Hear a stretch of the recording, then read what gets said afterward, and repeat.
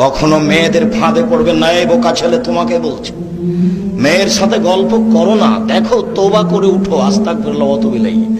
জিন্দেগিতে আর মেয়ের সাথে কথা বলো না। মেয়ে তোমাকে ধ্বংস করবে, তোমার বাপকে ধ্বংস করবে, তোমার বংশকে ধ্বংস করবে, তোমার জাতিকে ধ্বংস করবে। রাসূল সাল্লাল্লাহু আলাইহি সাল্লাম বলছেন,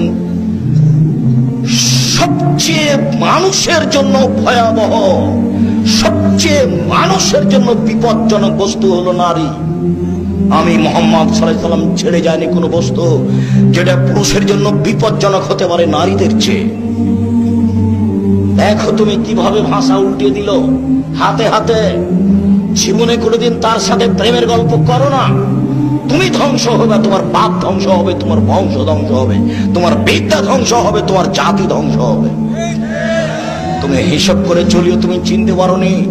মুহাম্মদ সাল্লাল্লাহু আলাইহি সাল্লাম নিজে বলছেন, আমার জীবনে আমি ছাড়িনি কোনো বস্তু যেটা পুরুষের জন্য বেশি ক্ষতিকারক, ধ্বংসাত্মক হতে পারে নারীর চেয়ে।